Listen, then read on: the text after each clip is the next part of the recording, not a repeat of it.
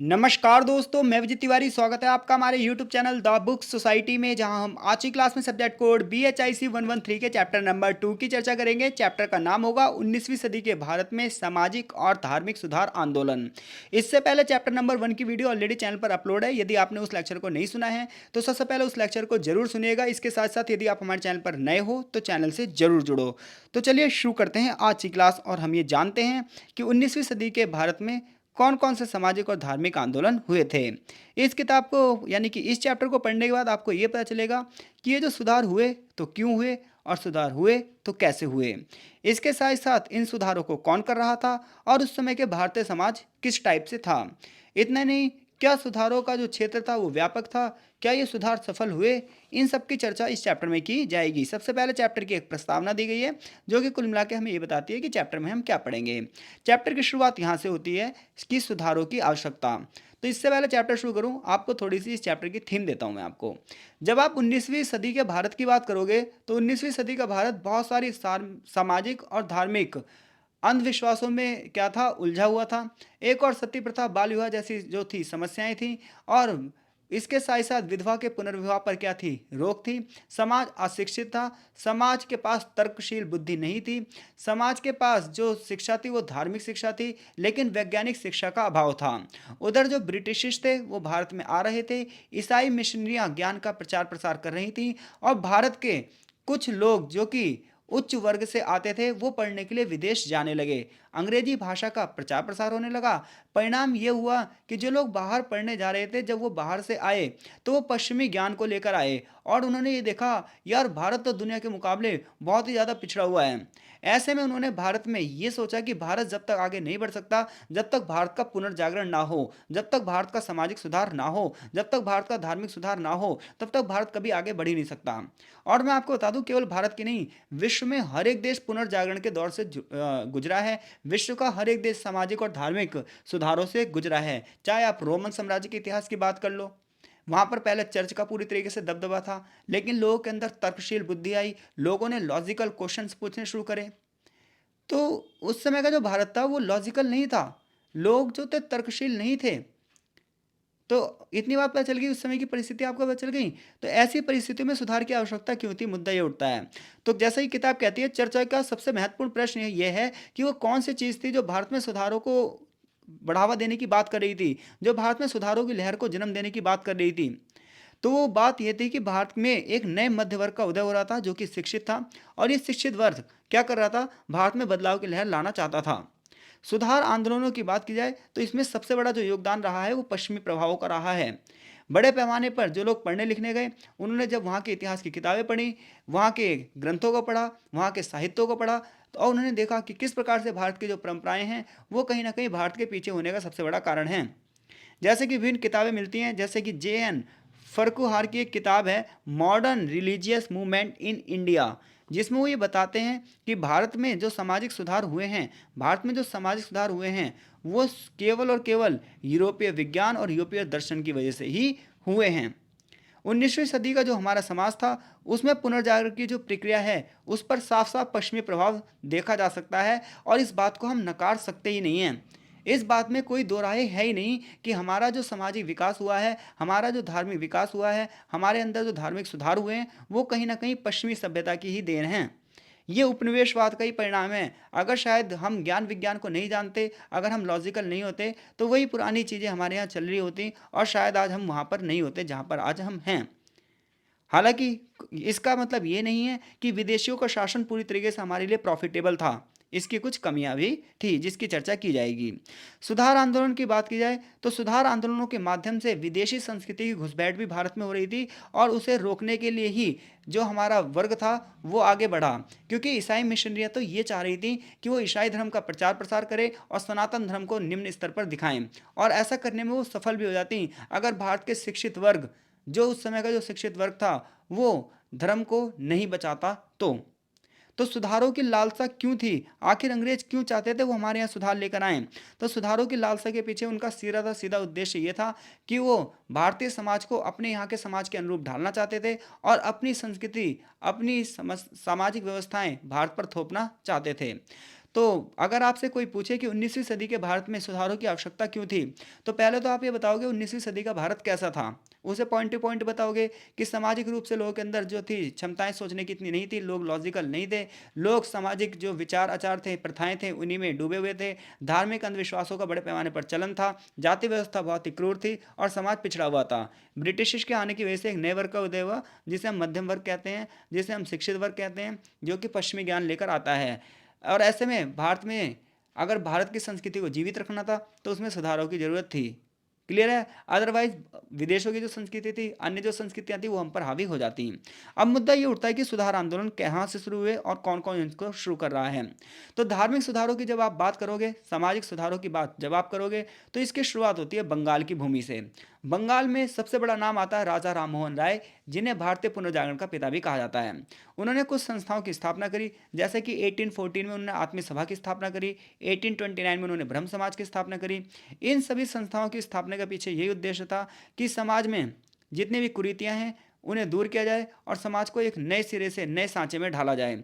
देखते ही देखते ये चीज़ें देश के अन्य भागों में फैलने लगी, जैसे महाराष्ट्र में परमहंस मंडली, प्रार्थना समाज, पंजाब और उत्तर भारत के अन्य क्षेत्रों में आर्य समाज। हिंदू समाज के कुछ प्रमुख आंदोलन थे जो हिंदू में जन जागृति लेकर आ रहे थे, जो सनातनियों की समस्या को खत्म करना चाहते थे, सनातन धर्म में जो जो कुरीतियां थी उन्हें खत्म करना चाहते थे। इसी प्रकार से महाराष्ट्र में सत्यशोधक समाज ने भी, केरल में नारायण धर्म ने क्या करा, नारायण गुरु ने नारायण धर्म परिपालन की सभा का गठन किया, जिसमें शूद्रों के लिए मंदिर खोलने की बात की गई थी। इसी प्रकार से मुस्लिम वर्ग में चेतना लाने के लिए अहमदिया आंदोलन चला और अलीगढ़ आंदोलन चला। तो इस प्रकार से हम देख सकते हैं कि सुधार आंदोलन जो है वो देश के अन्य हिस्सों में अलग अलग तरीके से चलाए जा रहे हैं। कुल मिलाकर सुधार आंदोलन की जो विशेषताएं थी वो ये थी कि ये किसी एक जगह नहीं बल्कि हर प्रांत तक थे। ब्रह्म समाज और आर्य समाज जैसी जो संस्थाएं थीं, ये देश के हर भाग में अपनी शाखाएं खोल रही थीं, लेकिन ये पंजाब और बंगाल में बहुत ज़्यादा फेमस थीं। ये आंदोलन सिर्फ धर्म और जाति तक ही सीमित थे। धर्म की जो कुरीतियां थी, जातिवाद की जो कुरीतियां थी, उन्हें समाप्त करके एक भाईचारे की भावना का विकास करना था और देश को एकता के सूत्र में बांधना था। ये तो बात रही सुधार आंदोलन कैसे कैसे भारत के अलग अलग क्षेत्रों में चल रहे हैं। अब सुधारों के हम विस्तार क्षेत्र की बात करेंगे। तो जब हम भारत में सामाजिक सुधारों के क्षेत्र की बात करते हैं तो ये सिर्फ धर्म ही नहीं बल्कि समाज से भी जुड़े थे। आप राजा राम मोहन राय की बात कर लो, महाराष्ट्र के गोपाल हरि देशमुख की बात कर लो, आंध्र प्रदेश के वीरेश शलिलिंगम की बात कर लो, ये सब धार्मिक सुधारक ही नहीं थे बल्कि ये सामाजिक सुधार भी थे। इनका ये मानना था कि अगर धर्म में सुधार होगा तो समाज में सुधार होगा, समाज में सुधार होगा तो हर एक बंदा आत्मसम्मान रूप से अपना जीवन जी पाएगा। इसी प्रकार से ब्रह्म समाज के एक नेता थे केशव चंद्र सेन। इन्होंने भाईचारे की भावना को बढ़ावा दिया। इन्होंने कहा किसी प्रकार की जाति का भेद नहीं होना चाहिए, क्योंकि जातियों का भेद समाज में मानवता को शर्मसार करता है, कहीं ना कहीं ये लोगों में मतभेद डालता है, कहीं ना कहीं आपसी फूट डालता है। लेकिन ये मेरे देश का दुर्भाग्य है, जहाँ एक और संविधान निर्माण के बाद जाति व्यवस्था पूरी तरीके से खत्म हो चुकी थी। आज़ादी के बाद हर एक जाति के लिए मंदिरों के दरवाजे खुल चुके थे। आज किसी प्रकार का कोई भेदभाव नहीं है, लेकिन फिर भी भारत की राजनीति में आज भी जातिवाद का जहर है। मुझे नहीं पता ऐसा क्यों है, जबकि सारी शिक्षण संस्थाओं में सभी जातियों के लिए एक जैसे जो हैं वो व्यवस्था की गई है, एक जैसी किताबें हैं, एक जैसे कपड़े पहनने के लिए हैं, मंदिरों के दरवाजे सबके लिए खुले हैं। आज हर एक व्यक्ति बराबर है, लेकिन फिर भी जातिवाद का जहर क्यों बोया जा रहा है ये नहीं समझ में आता। आज भी सुधारों की ज़रूरत है। सुधार आंदोलन की कुछ समस्याएं थीं, जैसे कि जब आप नारियों के लिए काम कर रहे थे, सती प्रथा को खत्म करने के लिए सुधारवादी जब काम कर रहे थे, तो इन्हें अपने ही समाज के लोगों द्वारा विरोधों को झेलना पड़ा।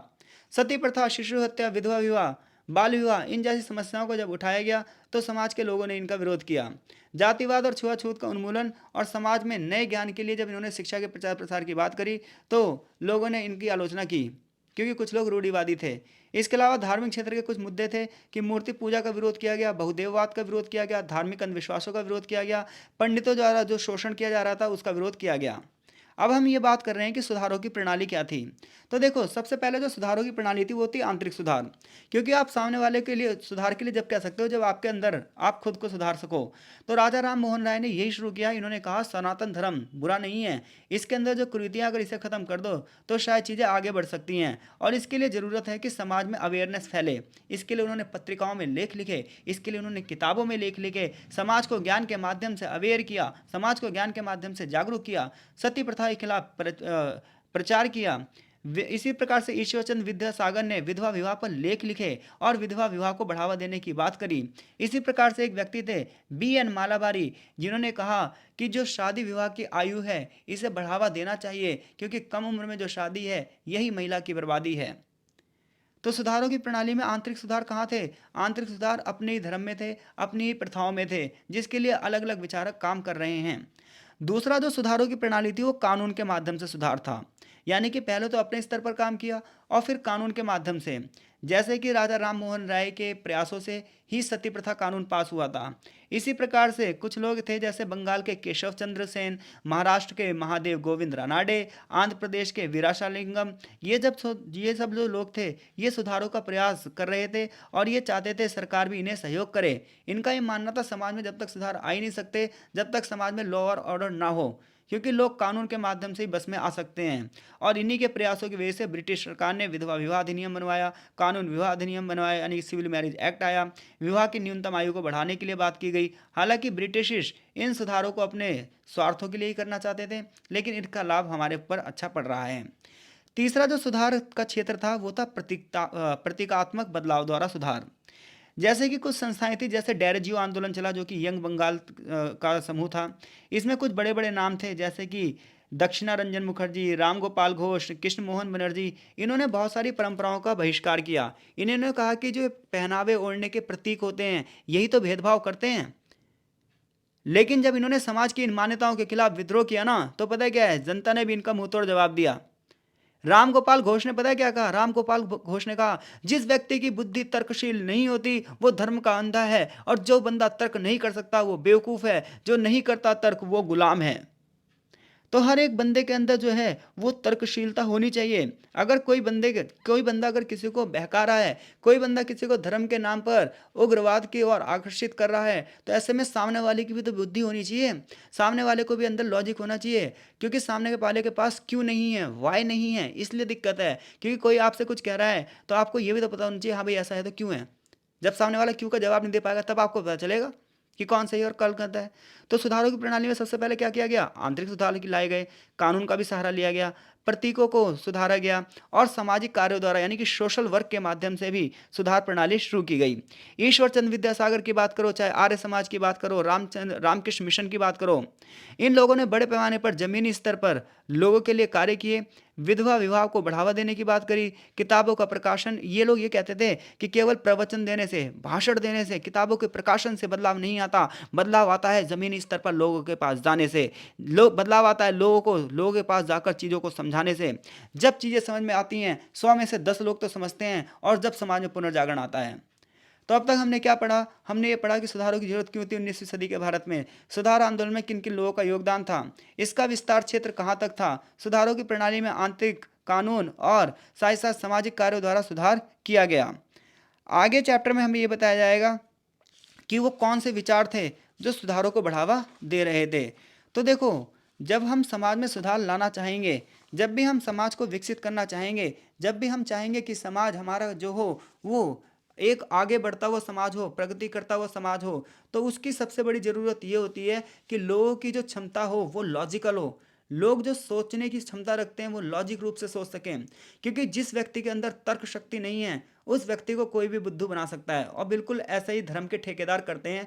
कोई सा भी धर्म हो, हर धर्म के ठेकेदारों ने अपने लोगों को गुलाम बना रखा है। खुद तो संगमरमर की मूर्तियों, संगमरमर की उसमें रहते हैं, मीनारों में रहते हैं, और आम जनता जो है वो फुटपाथ पर रहने के लिए मजबूर है। चाहे वो कोई सा भी धर्म हो, मैं यहाँ पर सभी धर्मों की बात कर रहा हूँ बिना किसी का नाम लिए। सब मीनारें बनवा रहे हैं संगमरमरों की, लेकिन आम जनता कहाँ रह रही है इसकी तरफ किसी का ध्यान नहीं है। लेकिन वो संगमरमरों की जो मीनारें बन रही है वो जनता के पैसों से बन रही है। तो समाज में सुधार लाने के लिए सबसे पहले क्या जरूरत होती है? तर्कवाद की। तो 19वीं शताब्दी के सुधार की बात की जाए तो बहुत सारे बुद्धिवादी लोग थे जिन्होंने बड़े पैमाने पर उस समय के समाज की आलोचना करी और उसमें बदलाव लाने के लिए भी बताए। जैसे कि अक्षय कुमार दत्त हैं। ये एक बहुत बड़ा व्यक्ति था। अक्षय कुमार दत्त है, ये बहुत ही ज़्यादा बुद्धिवादी व्यक्ति था और ये परिस्थितियों से समझौता नहीं करता था। इन्होंने कहा कि हर बंदे को अपनी ना बुद्धि द्वारा समझा जा सकता है। हर बंदा अपने विवेक से समाज को बदल सकता है। समाज में जितनी प्रथाएं हैं उनका हम जो खंडन कर सकते हैं वो केवल और केवल अपने किससे कर सकते हैं? तर्क से। जैसे कि मुस्लिम समाज में एक व्यक्ति थे सर सैयद अहमद खान। इन्होंने बताया कि देखो इस्लाम की शिक्षाओं का पालन करो, लेकिन नए तरीके से। अंग्रेजी भाषा को सीखो। अगर तुम्हें आगे बढ़ना है तो समाज के कदम के साथ कदम मिलाना होगा। समाज की मांगों को जब तक आप पूरा नहीं कर सकते, जब तक आप नए तरीके से एजुकेटेड ना हो। तो इन्होंने इस्लामिक लोगों को ये कहा कि आप शरिया के कानूनों को सीखो तो, लेकिन आप समय के साथ अंग्रेजी भाषा को भी सीखो, वरना आप पिछड़ जाओगे। तो इसी प्रकार से न सिर्फ हिंदुओं में आंदोलन शुरू हुए, बल्कि मुस्लिम समाज में भी जो बिल्कुल पिछड़ा हुआ समाज था उस टाइम पे, उसको भी विकास करने की बात की गई। और किसी भी समाज का विकास शिक्षा के माध्यम से ही हो सकता है, ये हर बात बंदा जानता है। इसी प्रकार से राजा राम मोहन राय ने सती प्रथा की समाप्ति के लिए, और इसी प्रकार से ईश्वरचंद विद्यासागर ने विधवा विवाह के समर्थन के लिए बड़े पैमाने पर तर्क दिए। जब लोगों ने कहा कि ये चीज़ें तो किताबों में लिखी है, तो राजा राम मोहन राय ने कहा कौन सी किताब में लिखी है? आखिर कहाँ लिखा है कि जो लड़की है उसे उसका पति मर जाए तो उसे जिंदा जला देना चाहिए? कहाँ लिखा है? और लिखा है तो काट दो, उन किताबों को फाड़ दो। क्योंकि किसी व्यक्ति का अगर पति मर गया है तो इसमें उसका क्या दोष? उसे क्या जीने का हक नहीं है? ऐसे बहुत सारे तर्क दिए गए, भावनात्मक तर्क दिए गए, जिसकी वजह से समाज में बदलाव आया। तो जब समाज तर्कशील होता है ना, तब वो अंधविश्वास का विरोध करता है। जब समाज तर्कशील नहीं होता तो इंसान स्वर्ग और जन्नत के विषय में ही सोचता है, और जमीन पर लोगों को मारता है धर्म के नाम पर। तो जो धर्म ग्रंथ थे उसमें सुधारों की बात की गई, उस पर तर्क की बात की गई। गोपाल हरि देशमुख की बात करते हैं तो उन्होंने भी सामाजिक सुधारों की बात की। उन्होंने कहा जब तक सामाजिक सुधार नहीं हो सकते, जब तक ये विधान सम्मत ना हो, कानून की मदद से ना हो। उन्होंने कहा जो धर्म सुधारों की अनुमति नहीं देता ना, उस धर्म को ही बदल दो। देख रहे हो, गोपाल हरि देशमुख कितनी बड़ी लाइन कह रहे हैं कि जो धर्म आपको सुधारों की अनुमति नहीं देता है, उस धर्म को बदल दो। जो धर्म आपको पुरानी परंपराओं की ओर ले जा रहा है, जो धर्म आपको ज्ञान विज्ञान से दूर ले जा रहा है, जो धर्म आपको तर्क से दूर ले जा रहा है, उस धर्म को बदल दो, मानवता को बढ़ावा दो। तो किसी भी समाज में सुधार के लिए तर्कवाद यानी कि लॉजिकल थिंकिंग कितनी ज़्यादा जरूरी है। आगे धार्मिक विश्व व्यापकवाद। तो देखो, धार्मिक सुधारों में धार्मिक विश्व व्यापकवाद पता है क्या कहता है? ये कहता है धर्म कोई सा भी हो, सभी धर्मों का उद्देश्य एक ही है, लोग फॉलो करें ना करें। वो कह रहा है कि विश्व धर्म में जिस भी ईश्वर की आप पूजा करोगे, सब एकता की बात करते हैं। सभी धर्मों में हर एक चीज़ पर एक होने की जोर देता है। राजा राम मोहन राय इस बात को बताते भी हैं। वो ये कहते हैं कि ब्रह्म समाज विश्व धर्म का दर्जा है, क्योंकि इसमें कोई जाति नहीं, कोई धर्म नहीं, कोई भाषा नहीं, किसी के आधार पर कोई भेदभाव नहीं। उन्होंने ईसाई धर्म का भी विरोध किया, और हिंदू धर्म में बहुदेववाद का विरोध किया। उन्होंने इस्लाम का भी विरोध किया। सर सैयद अहमद खान ने भी इस्लाम में बड़े पैमाने पर विरोध किया। इन्होंने ये कहा कि सभी पैगंबरों का एक ही तो विश्वास है, हर राष्ट्र के अलग अलग पैगंबर थोड़ी हो सकते हैं। केशव चंद्र सेन ने भी यही कहा कि हर एक धर्म पता है क्या करता है, चाहे हिंदू धर्म हो, मुस्लिम धर्म हो, सिख हो, ईसाई हो, जैन हो, बौद्ध हो, पारसी हो, हर धर्म में सत्य की तलाश करना ही हमारा कर्तव्य है। इसके साथ साथ विश्व में समानता और भाईचारे की भावना को बढ़ावा देना ही है। अगर हिंदू धर्म में दान की प्रथा है, तो क्या इस्लाम धर्म में जकात बांटने की प्रथा नहीं है? तो दान हम किस लिए बांटते हैं? गरीबों की सेवा करने के लिए। जकात हम किस लिए बांटते हैं? गरीबों की सेवा करने के लिए। लेकिन फिर उस गरीब को ही हम मारते हैं धर्म के नाम पर। तो सभी धर्म जो शिक्षा बताते हैं ना, अगर हर बंदा उस धर्म की शिक्षा को फॉलो करे तो शायद बहुत सारी चीज़ें बदल सकती हैं। लेकिन लोग धर्म के प्रतीक तो बन सकते हैं, कुर्ता तो पहन सकते हैं, कोई टोपी लगा सकता है, तो कोई तिलक तो लगा सकता है। लेकिन पता है क्या है, जो धर्म की किताबों में जो चीज़ें लिखी हैं, उस चीज़ों को कोई नहीं फॉलो करता। सदा सत्य बोलना चाहिए, चोरी नहीं करनी चाहिए, हिंसा नहीं करनी चाहिए। ये बात हर धर्म कह रहा है, लेकिन हर धर्म इसको फॉलो नहीं कर रहा। ईसाइयों ने भी बड़े पैमाने पर पूरे विश्व में उपनिवेशवाद के माध्यम से लोगों का पतन किया। इसी प्रकार से आज हिंदू और मुसलमान लड़ रहा है अपने अपने प्रतीकों के लिए। बताऊं क्यों? लॉजिकल नहीं है लोग, धर्म को समझ ही नहीं पाए हैं लोग। धर्म की किताबें कहते हैं क्या, वो समझ ही नहीं पाए हैं लोग। तो वसुदेव कुटुंबकम के सिद्धांत राजा राम मोहन राय ने बड़े पैमाने पर ऐसी दलील दी। वो हिंदू वकीलों को बहुत ज़्यादा क्या करते थे, ईमानदार समझते थे। ईश्वरचंद विद्यासागर ने भी मुसलमानों के प्रति कोई भेदभाव नहीं रखा। इसी प्रकार से बंकिम चंद्र चटर्जी ने भी हिंदू और मुस्लिम को जोड़ने की बात करी। उन्होंने कहा हिंदू मुस्लिम बाद में है, सिख ईसाई बाद में है, सबसे पहले एक मनुष्य है। तो धार्मिक विश्व व्यापकतावाद का मतलब यह है कि सभी धर्मों का एक ही संदेश है, पॉजिटिव संदेश है, और सभी लोग एकजुटता की ओर चलने चाहिए। पूरे विश्व को एक मानवता के धर्म को फॉलो करना चाहिए। 19वीं सदी में जो भारत में सुधार हो रहे हैं, इनका अपना महत्व क्या है? तो ये महत्व ये है क्योंकि हमारा जो समाज था वो राजतंत्रवाद था, समाज में बहुत सारी कुरीतियाँ थीं। ऐसे में समाज को जनतांत्रिक बनाने के लिए, लोकतांत्रिक बनाने के लिए घृणित रीति रिवाजों को दूर करना बहुत ज़्यादा जरूरी था, अंधविश्वासों को दूर करना बहुत ज़्यादा जरूरी था, और इसके लिए सिर्फ और सिर्फ ज्ञान के प्रचार और प्रसार से ही आधुनिक दृष्टिकोण को बढ़ावा दिया जा सकता था। मुसलमानों के बीच जहाँ अलीगढ़ आंदोलन और अहमदी आंदोलन हुए, जिसकी वजह से मुसलमानों को नए विचार मिले, मिर्जा गुलाम अहमद ने बड़े पैमाने पर अहमदी आंदोलनों के बीच में नई शिक्षा का प्रचार प्रसार किया और जिहाद का विरोध किया, भाईचारे की भावना को बढ़ावा देने की बात करी और शिक्षा को बढ़ावा देने की बात की कि हर एक मुस्लिम को शिक्षा प्राप्त करके अपने समाज का विकास करना चाहिए। इसी प्रकार से हिंदू धर्म में बहुविवाह का विरोध किया और विधवा विवाह का समर्थन, और माफ़ कीजिएगा, इस्लाम धर्म में बहुविवाह का विरोध किया गया और विधवा विवाह का समर्थन कर कर अलीगढ़ आंदोलन ने मुस्लिम समाज में एक नई लोकाचार पैदा करने की कोशिश की कि विधवा विवाह होना चाहिए और बहु विवाह नहीं होना चाहिए, एक बंदे को एक ही स्त्री से शादी करनी चाहिए। लेकिन ये आंदोलन इतिहास के पन्नों में दबकर रह चुके हैं, ये सुधार इतिहास के पन्नों में दबकर रह गए हैं, समाज आज भी उतना ही पिछड़ा हुआ है। हिंदू समाज की बात करोगे तो बहुदेववाद और मूर्ति पूजा का खंडन किया गया, कितने सारे देवताओं की पूजा करने की क्या जरूरत है। जाति प्रथा का विरोध किया गया, क्योंकि उन्होंने कहा कि जो जाति प्रथा है ये समाज में फूट डाल रही है, ये हिंदू हिंदू को बांट रही है। रामकृष्ण परमहंस, इसी प्रकार से प्रार्थना समाज, इन लोगों ने बड़े पैमाने पर जाति व्यवस्था की आलोचना करी है। ज्योतिबा फुले और श्री नारायण गुरु की बात करो तो इन्होंने बड़े पैमाने पर यह कहा कि मानवता के लिए केवल एक भगवान और एक जाति होनी चाहिए, क्योंकि जातिगत भेद इंसान को बांटते हैं। स्त्रियों की दशा में सुधार लाने के लिए बड़े पैमाने पर केशव चंद्र सेन जैसे लोगों ने, राजा राम मोहन राय जैसे लोगों ने अपना जीवन खपा दिया। जैसा कि केशव चंद्र सेन ने कहा है, पृथ्वी पर उस भाग में, उस देश में, उस सभ्यता में अगर स्त्री जाति का महत्व नहीं है तो वो समाज क्या है, अंधकारमय है। तो ये समाज सुधारों का महत्व है जो कि समाज को लॉजिकल बना रहा है। समाज सुधारों की कमियां क्या थी? तो समाज सुधारों की कमियां ये थी कि समाज सुधारक समाज में जो है सुधार तो लाना चाहता है, वो लोगों का नैतिक स्तर तो उठाना चाहता है, सामाजिक और शैक्षिक स्तर तो उठाना चाहता है, लेकिन समाज भी पिछड़ी हुई जंजीरों में बंधा रहना चाहता है। समाज में जो लोग सुधार लाते थे वही कहीं ना कहीं आगे चलकर कमजोर बनकर चले गए।